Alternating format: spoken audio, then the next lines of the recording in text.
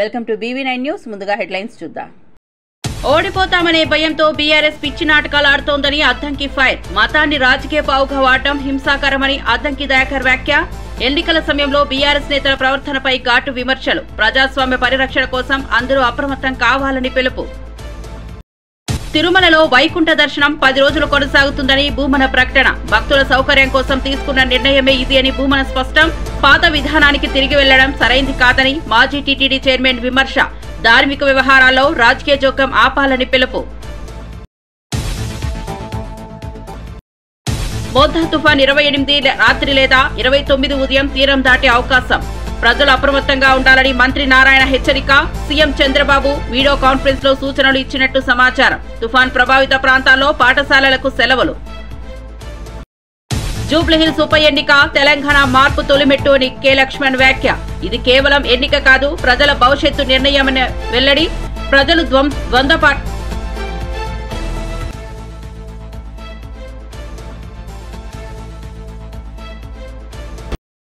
ఇక వార్త వివరాల్లోకి వెళ్తే ఎన్నికల వాతావరణం వేడెక్కుతోన్న నేపథ్యంలో ఎమ్మెల్సీ అద్దంకి దయాకర్ బీఆర్ఎస్ పై భారమైన ఆరోపణలు చేశారు. ఓడిపోతామని తెలిసి బీఆర్ఎస్ నేతలు పిచ్చి నాటకాలు ఆడుతున్నారంటూ తీవ్రంగా విమర్శించారు. మతపరమైన స్థలాలను రాజకీయ వేదికలుగా మార్చి ప్రచారం చేయడం హింసాకరంగా ఉందని ఆయన తెలిపారు. ప్రజాస్వామ్యంలో మతాన్ని రాజకీయ చేతిలో పావించుకోవడం అనవసరమని, దీని వెనుక ఉన్న అధికార వర్గాలని ప్రజలకు గుర్తుండాలని అద్దంకి చెప్పారు.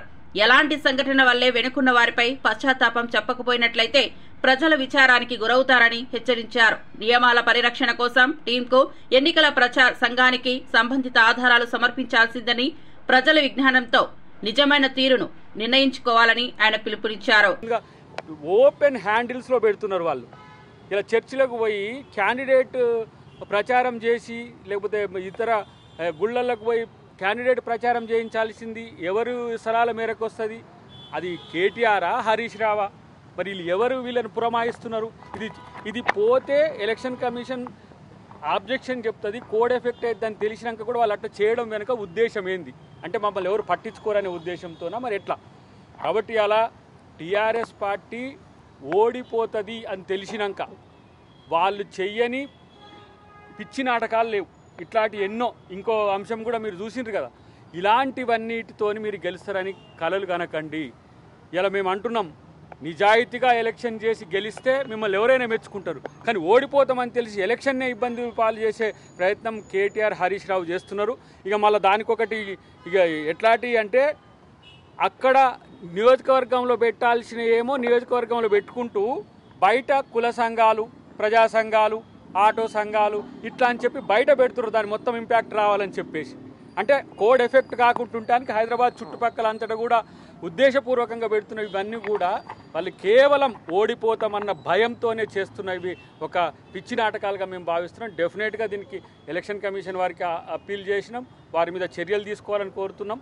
ప్రత్యేకించి ఆమెకు సరే తెలుస్తుంది తెలియదు కానీ ఆ ఎవరు ఎలక్షన్ చేయిస్తున్నారో వాళ్ళు ఇలాంటి తప్పులు చేయకుండా ఉంటే మంచిది. ఆ క్యాండిడేట్ మంచి కోసం కాకుండా మీరు చెడు కొరకు చేసుకుంటా ఎలక్షన్ నియమావళినే ఇలా తుంగలో తొక్కడం అనేది తప్పు అని చెప్పేసి మేము తెలియజేస్తున్నాం.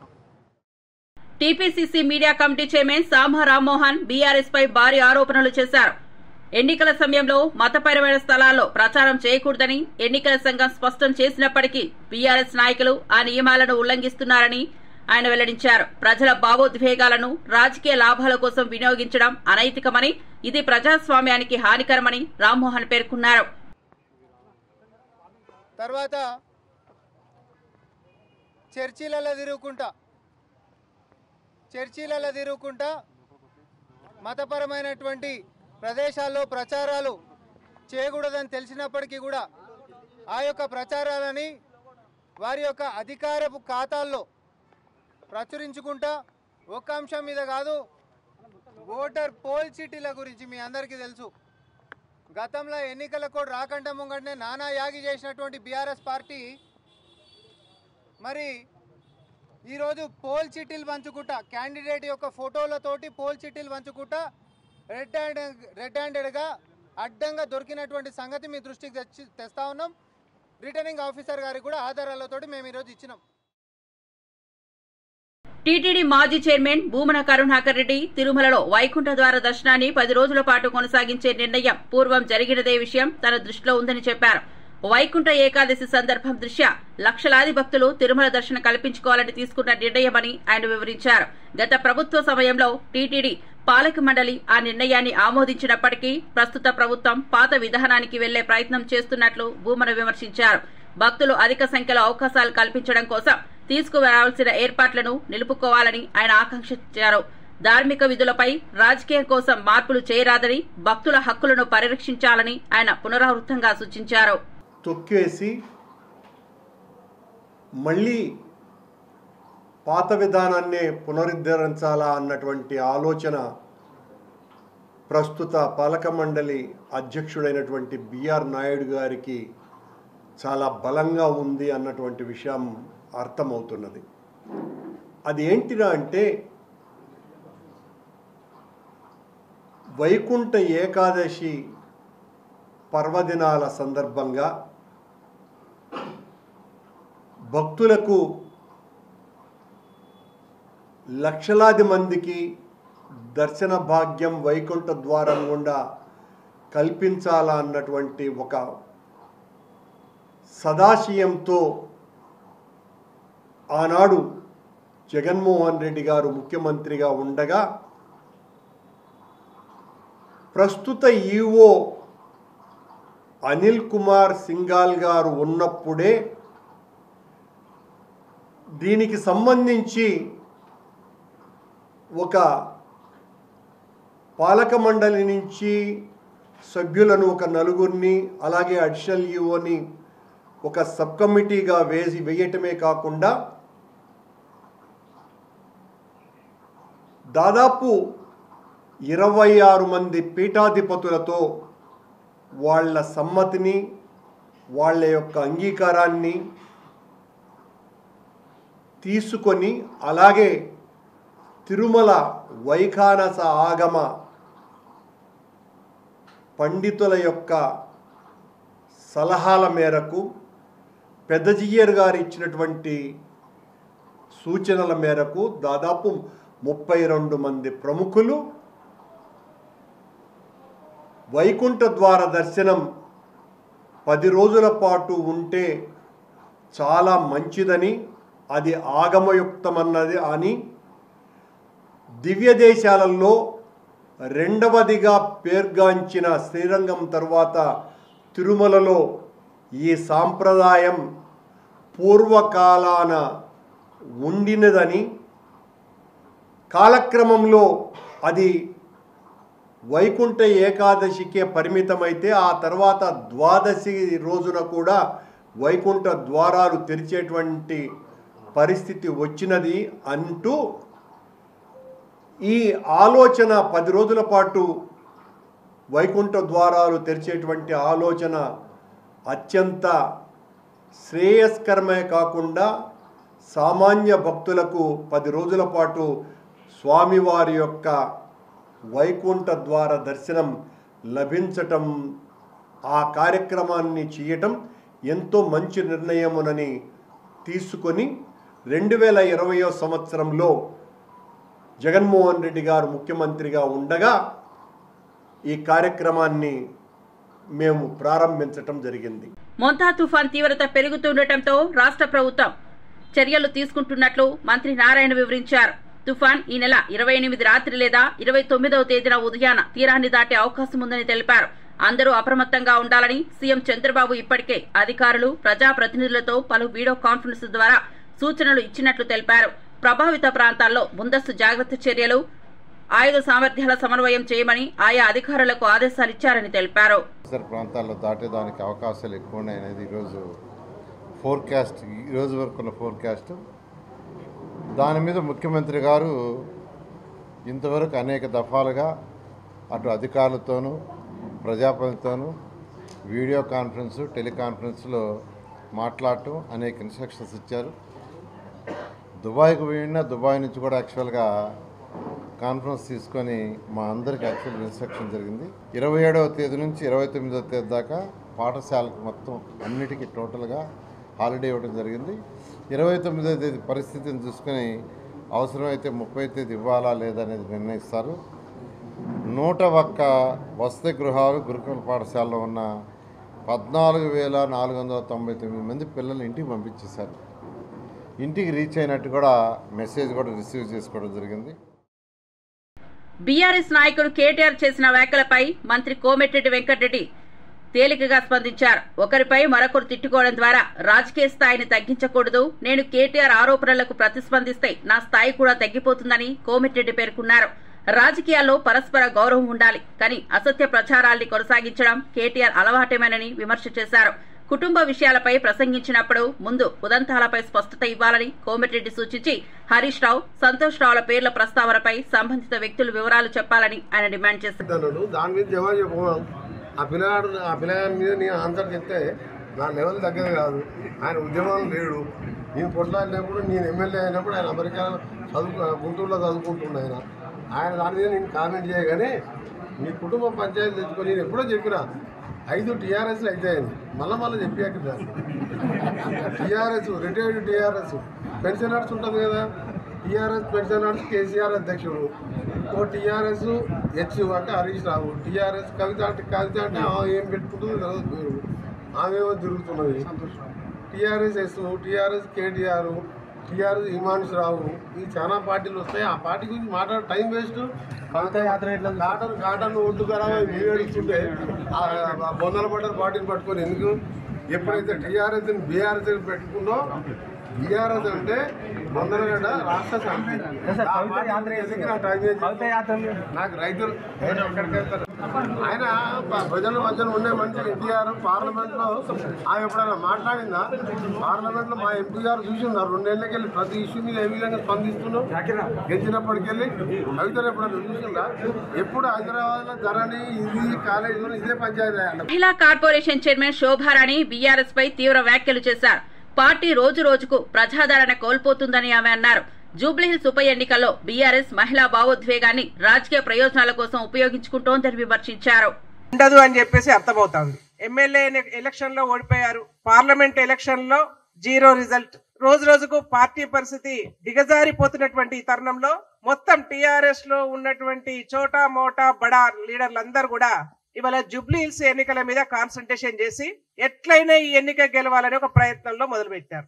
దానికి ఏంటంటే అక్కడ మాగంటి గోపీనాథ్ గారి భార్య, ఆమెకున్నటువంటి బాధను, ఆమెకున్నటువంటి సానుభూతిని, భర్త చచ్చిపోయినటువంటి పుట్టెడు దుఃఖంలో ఉంటే ఆ దుఃఖాన్ని కూడా రాజకీయం చేసుకునే దౌర్భాగ్య పరిస్థితి వల్ల బీఆర్ఎస్ పార్టీ నెలకొని ఉంది. వాళ్ళు మాట్లాడుతూ ఉన్నారు, భర్త చచ్చిపోయినాడు కాబట్టి ఈ ఎన్నికలో బీఆర్ఎస్ పార్టీని గెలిపించాలని చెప్పేసి ఒక సానుభూతి వచనాలు పలుకుతా ఉన్నారు. నేను బీఆర్ఎస్ పార్టీ వాళ్ళకి అడుగుతా ఉన్నాను, ఎందుకంటే సోషల్ మీడియాలో చూస్తా ఉన్నాం, చాలా పాత వీడియోలన్నీ కూడా వైరల్ చేసుకుంటా ఉన్నారు వాళ్ళకి. ఎందుకంటే వాళ్ళకి వాయిస్ లేదు. అక్కడ కూడా కాంగ్రెస్ పార్టీ వాళ్ళే మళ్ళీ పనికి వస్తా ఉన్నారు. పీజేఆర్ గారి రీల్స్ వాడుకుంటా ఉన్నారు. పీజేఆర్ గారితో కలిసి ఉన్నటువంటి పాతవి, కేసీఆర్ గారు కూర్చొని భోజనం చేస్తున్నటువంటి నడుస్తున్నటువంటి వీడియోలు, పాత వీడియోలు ఏవైతే ఉన్నాయో అవి తీసుకొచ్చి వాళ్ళ వైరల్ చేసుకుంటా ఉన్నారు. అంటే మీ ప్రచారానికి కూడా పీజేఆర్ ను వాడుకునే దౌర్భాగ్య పరిస్థితిలో మీరున్నారు.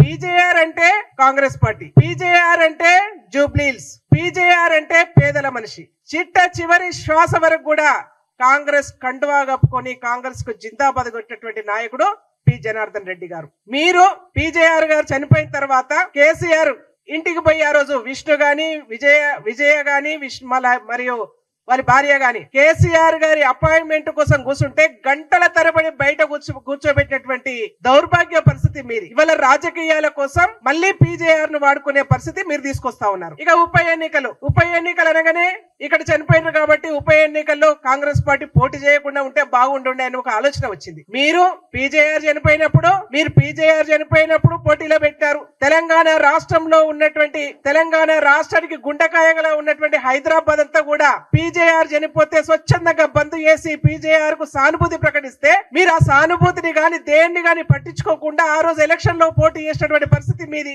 రామరెడ్డి వెంకటరెడ్డి గారు పాలేరులో చనిపోతే వారి మీద పోటీ పెట్టినటువంటి పరిస్థితి మీది. నారాయణఖేడ్లో కృష్ణారెడ్డి గారు చనిపోతే అక్కడ పోటీ పెట్టినటువంటి పరిస్థితి మీది. అంటే మీరు ఎక్కడ ఎవరు చనిపోయినా మీ రాజకీయాల కోసం ఆ సెంటిమెంట్ ను పక్కన పెట్టేసి మీరు వాడుకున్నారు. ఆ రోజు ఆర్యవైశ్య కార్పొరేషన్ చైర్మన్ కల్వ సుజాత బీర్లను గౌరవంగా విమర్శించారు. ఎవరి ద్వారా రౌడీ షీట్లను చెల్లిస్తూ ప్రచారం జరుగుతుందో ప్రజలకు బాగానే తెలుసు అని ఆమె పేర్కొన్నారు. జూబ్లీహిల్స్ ఉప ఎన్నికల్లో నవీన్ యాదవ్ పై అసత్య ఆరోపణలు విరుచుకుపడుతున్నాయని, ఇది కేటీఆర్ అలవాటుగా మారిందని ఆమె అభిప్రాయం వ్యక్తం చేశారు. ప్రజల్లో స్థాయి కోల్పోయిన నేతలు తప్పుడు ప్రచార మార్గంలో వెళ్తున్నారని, ఇది ప్రజాస్వామ్యానికి హానికరమని సుజాత పేర్కొన్నారు. అవహేళన చేసేటట్టు కత్తులు, కటారులు, ఆయుధాలు తీసుకొని వచ్చి నామినేషన్ కొచ్చిండ్రని అవమానించి ఎక్కడన్నా మీకు కనిపించినాయా? ఏ వీడియో విజువల్లన్నా వాళ్ళ చేతులలో కత్తులు, కటార్లు కనిపడినాయా? మీరు అనుకున్నట్టే గుండాలైతే మరి శ్రీశైలం యాదవ్ ని కొడుకుని జాయిన్ చేసుకున్నప్పుడు ఎవరు గుండాలో మీకు తెలియదా? సల్మాన్ ఖాన్ ని జాయిన్ చేసుకున్నాడు. పీడీ యాక్ట్, ఆడపిల్లల్ని వేధించి మానభంగం చేసినటువంటి కేసులున్నటువంటి ఫోక్సో కేసున్నటువంటి వ్యక్తిని తీసుకొని వచ్చి మరి ఆడపిల్లల జీవితాల్ని సర్వనాశనం చేసినటువంటి ఒక దుర్మార్గుణ్ణి మీ పార్టీలో జాయిన్ చేసుకొని ఈ రోజు ఒక మహిళను నిలబెట్టి మహిళ సెంటిమెంట్ మీద ఆడుకుందామని చూస్తున్నారు కదా.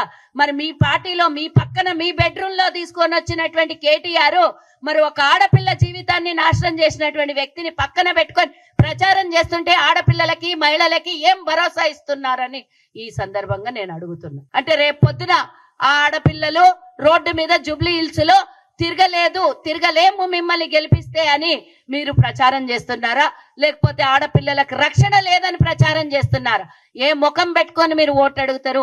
ఏ ముఖం పెట్టుకొని ప్రజల దగ్గర పోతారు అని అడుగుతున్నా. గురిగింజతనం నలిపారు కదని పక్కల అంత గుండాల్ని, రౌడీల్ని పెట్టుకొని ప్రచారం చేస్తున్నా మీరు ఈ రోజు ఇతరుల గురించి మాట్లాడితే తమ నలుపు తమకు తెలియదని జనాలు మీడియాలో మీరు నమ్ముకున్న సోషల్ మీడియాలనే 100 కోట్లు పెట్టి సోషల్ మీడియా నడుపుతున్న మీ సోషల్ మీడియాలనే చూడండి ప్రజలు ఏమంటుండ్రు, ప్రజలు ఏ విధంగా వ్యతిరేకిస్తుండ్రు. గతంలో 10 ఏళ్లు మీకు అవకాశం ఇస్తే జూబ్లీహిల్స్ లో రౌడీయిజం కొనసాగించి భూములు కబ్జా పెట్టి మహిళల్ని ఇబ్బంది పెట్టి లీడర్ చేవెళ్ల ప్రాజెక్టు పునరుద్ధరణకు ప్రత్యామ్నాయ మార్గాలను పరిశీలిస్తున్నట్లు మంత్రి ఉత్తమ్ కుమార్ రెడ్డి ప్రకటించారు. ఆర్థిక భారాన్ని తగ్గిస్తూ సాంకేతిక పరమైన అడ్డంకులను తొలగించేందుకు నిపుణుల బృందం సమీక్ష చేస్తోందని చెప్పారు. లక్షల ఎకరాలకు నీటిని అందజేయడానికి సమగ్ర ప్రణాళిక రూపకల్పన జరుగుతోందని, పాత ప్రతిపాదనలో ఉన్న లోటులను సరిదిద్దుతూ నూతన పథక రూపకల్పనలు చోటు చేసుకుంటున్నాయని తెలిపారు. ప్రాజెక్టు అమలుకు సంబంధించి పరిష్కార మార్గాలు రావడానికి రంగస్థాయి ప్రజా మార్గదర్శక సలహాలు తీసుకుంటామని చెప్పారు.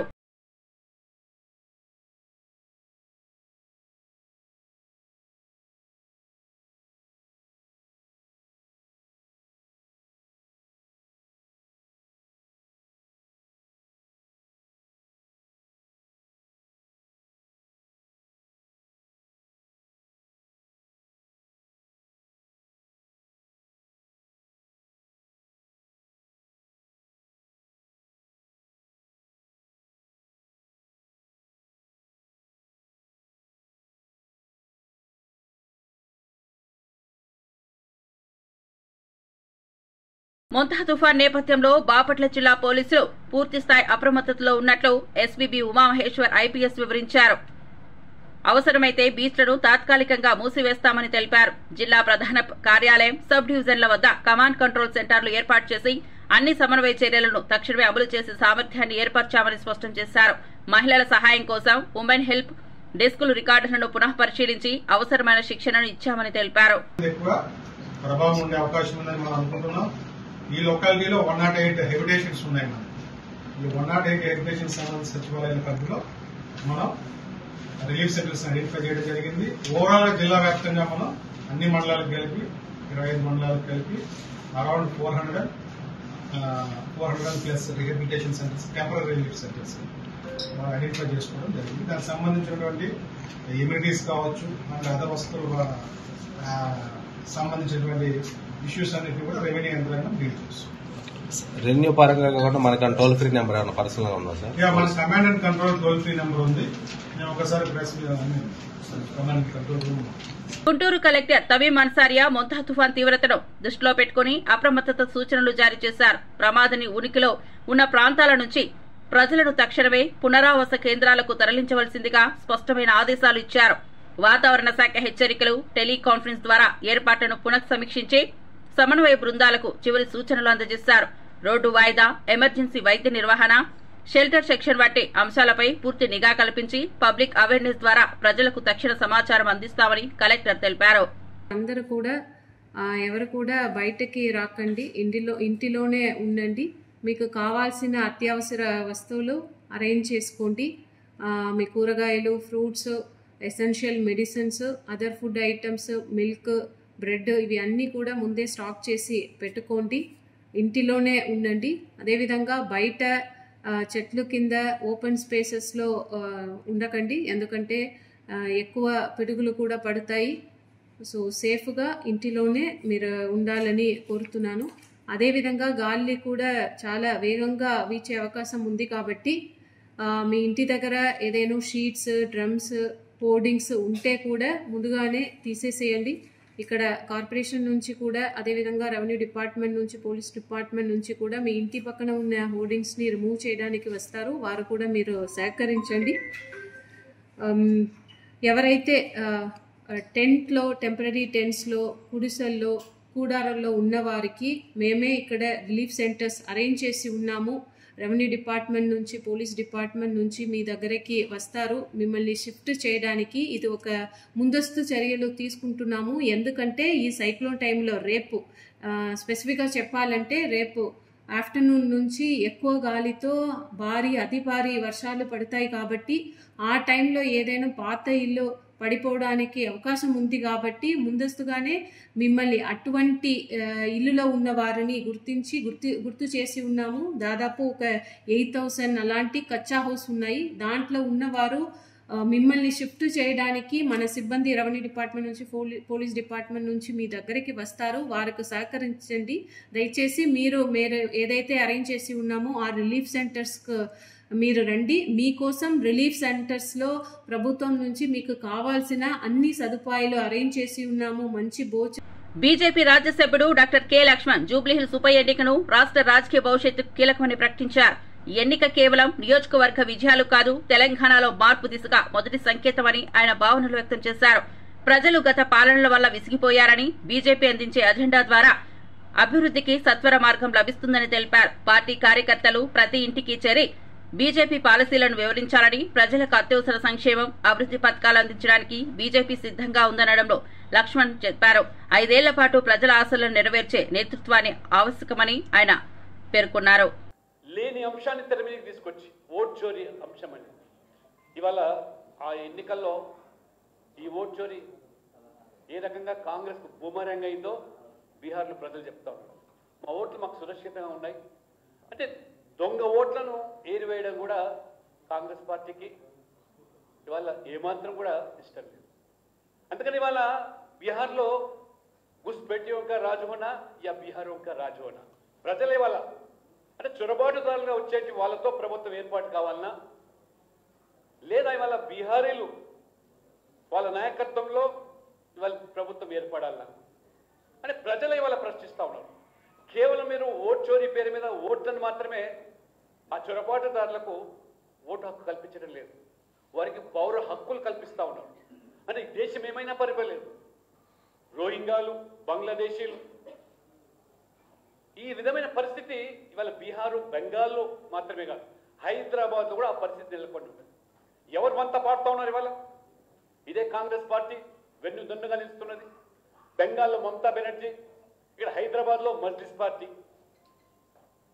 ఈ రకంగా విదేశీ శక్తులతోని, వ్యక్తులతోని దొంగ ఓట్లు చేర్పించి మీరే దొంగే దొంగ అన్నట్టుగా ఓట్ చోరీ అంశాన్ని మీరు బీహార్లో తీసుకొస్తే ప్రజలు తిప్పికొట్టినారు. కాబట్టి దయచేసి ఇవాళ బీహార్లో గెలుపు ఖాయం. తెలంగాణలో ప్రజలు మన వైపు చూస్తూ ఉన్నారు. అన్ని రాష్ట్రాల్లో ఇవాళ 21 రాష్ట్రాల్లో బీజేపీ ఎన్డీఏ అధికారంలో రాగలుగుతున్నాం. ఈశాన్య రాష్ట్రాలు కాశ్మీర్ నుంచి మొదలుకుంటే కన్యాకుమారి వరకు బీజేపీ లేనటువంటిది రాష్ట్రం లేదు. తెలంగాణలో ప్రజలు కాచుకొని చూస్తూ ఉన్నారు. ఇవాళ అన్ని రాష్ట్రాల్లో బీజేపీ గెలుస్తూ ఉన్నారు. చిత్తూరు జిల్లా కాణిపాకంలో శ్రీ వరసిద్ధి వినాయకుని దర్శించుకున్న సినిమా హీరోయిన్ తన్విక మీడియా సమక్షంలో మాట్లాడుతూ ఈ చిత్రం మంచి విజయం కోసం ప్రత్యేకంగా ప్రార్థించానని తెలిపారు. తెలుగు ఇండస్ట్రీలో తొలి చిత్రం కావడంతో కుటుంబం విలువలతో కూడిన సినిమాను ప్రేక్షకులకు వెలువరించడానికి ఆమె ఉత్తేజంతో ఉన్నట్లు తెలుస్తోంది. ఆలయ అర్చకులు తీర్థ ప్రసాదాలు పంపిణీ చేసి భక్తిభావంతో ఆమెను ఆశీర్వదించారు. స్థానిక అభిమానులు ఆమెకు శుభాకాంక్షలు తెలిపారు. సినిమా టీం షూటింగ్ సందర్భాల్లో సామాజిక సందేశాన్ని ప్రధానంగా తీసుకొచ్చే ప్రయత్నంలో ఉన్నారని తన్విక తెలిపింది.